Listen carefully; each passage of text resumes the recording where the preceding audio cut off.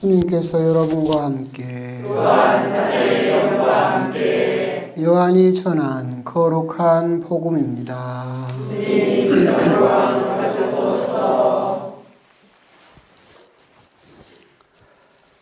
그때 예수님께서 제자들에게 말씀하셨다. 이것이 나의 계명이다. 내가 너희를 사랑한 것처럼 너희도 서로 사랑하여라. 친구들을 위하여 목숨을 내놓는 것보다 더 큰 사랑은 없다.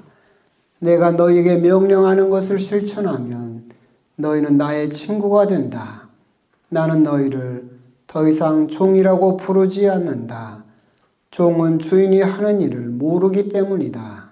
나는 너희를 친구라고 불렀다. 내가 내 아버지에게서 들은 것을 너희에게 모두 알려주었기 때문이다.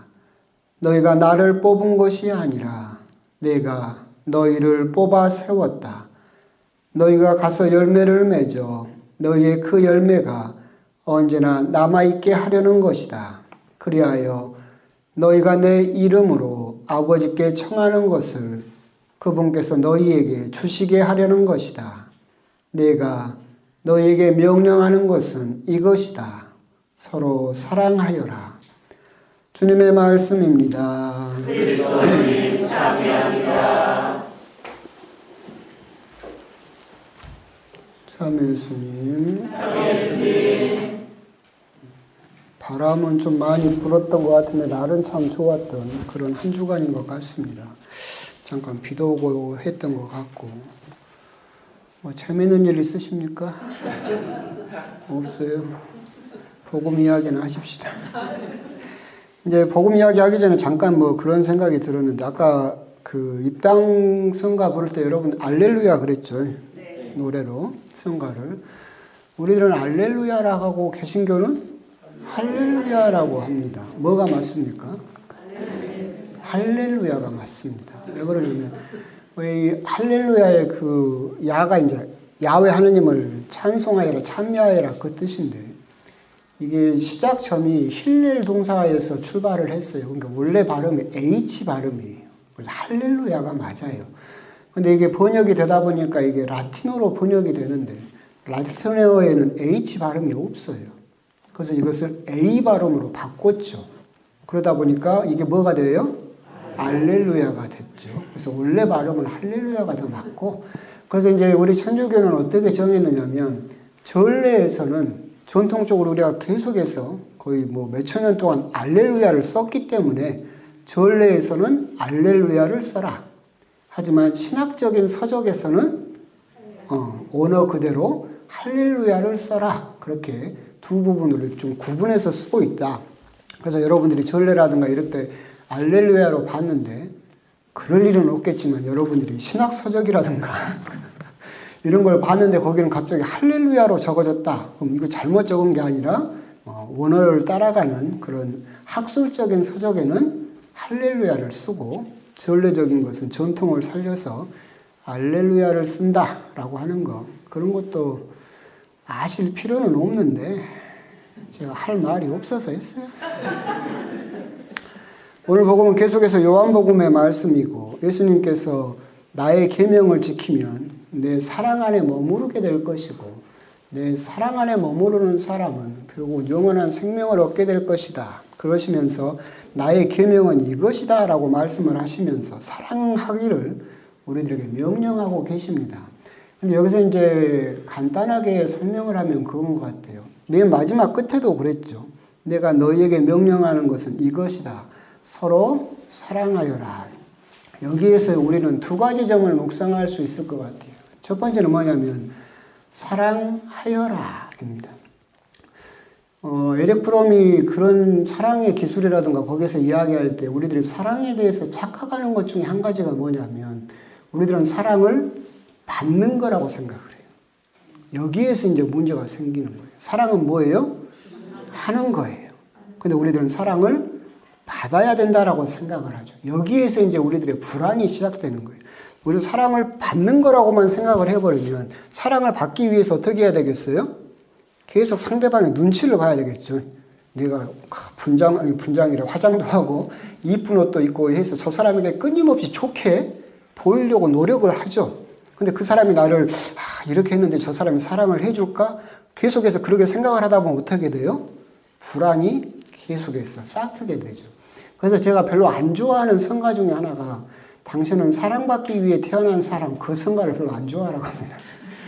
그 성가가 우리 신자들에게 오해를 깊게 할 수 있다. 물론 그 가사를 보면 하느님에 대한 사랑을 이야기를 하고 있지만 가사 제목대로만 한다면 마치 우리들은 세상을 사랑받기 위해서 태어났다. 그래서 누군가로부터 끊임없이 사랑을 갈구를 하고 사랑을 어떻게만 받을 수 있을까?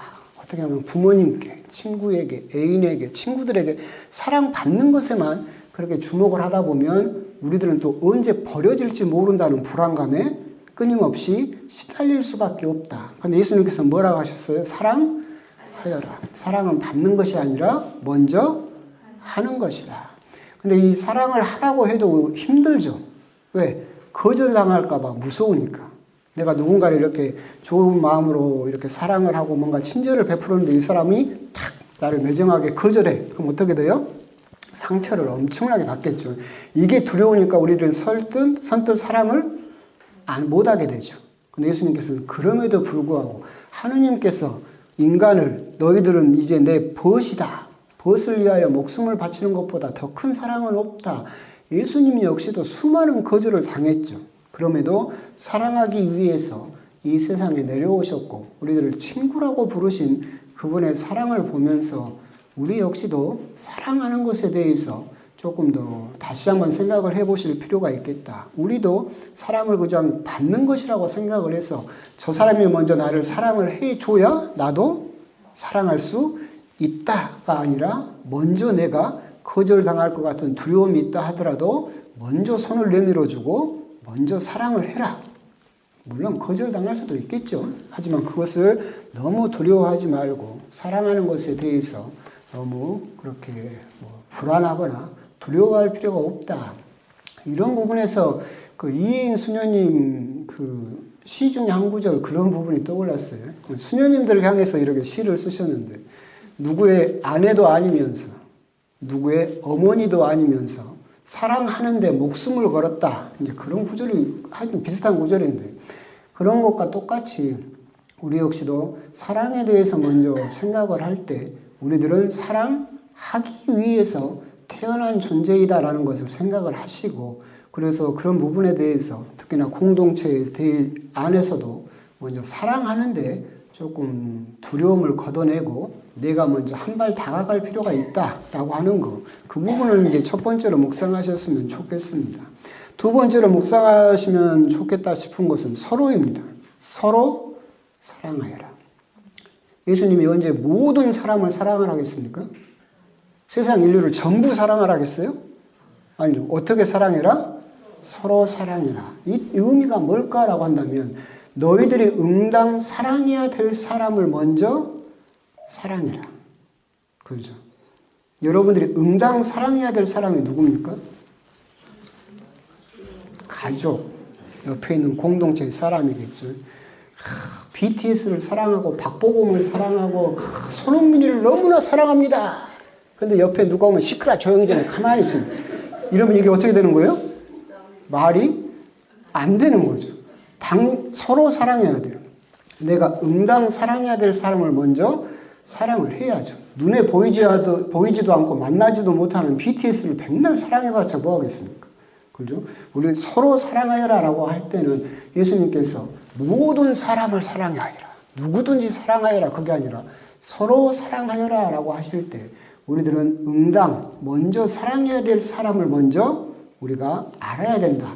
그렇기 때문에 아우구스티노 성인도 그것을 사랑의 질서라고 불렀어요. 사랑의 질서가 있어요. 그러니까 먼저 사랑해야 될 사람들이 있고 그 사랑이 넘쳐서 그 다음으로 번져 나가는 사랑이 있는데 이 질서가 헝클어져 가지고 먼저 사랑해야 될 사람은 냉정하게 대하고 그죠? 맨 끝에 있어야 될 사람이 나의 가장 중요한 사랑이 되어버렸다라고 한다면 질서가 헝클어져 버린 것이죠.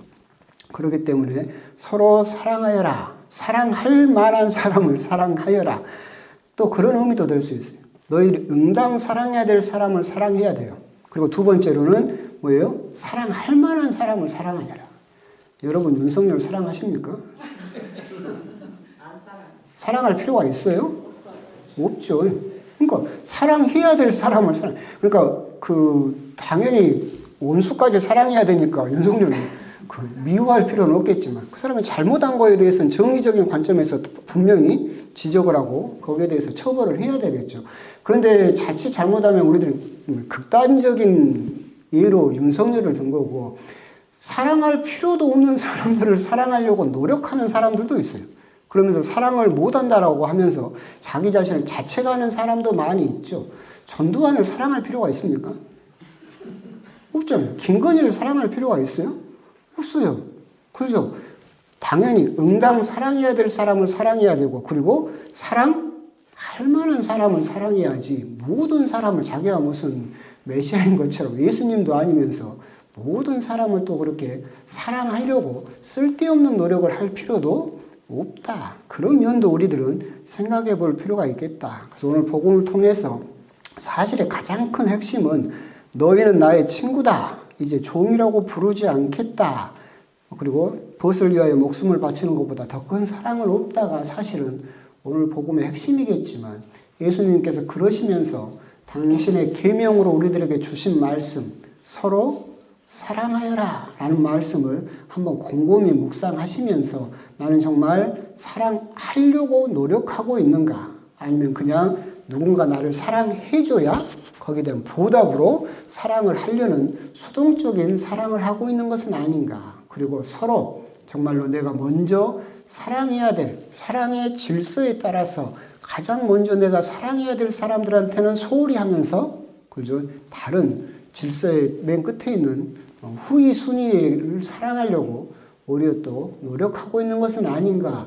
그런 부분에 대해서 한번 곰곰이 묵상을 하시면서 오늘 서로 사랑하여라라고 하신 예수님의 계명을 한번 또 곰곰이 묵상을 해보셨으면 좋겠습니다. 아멘.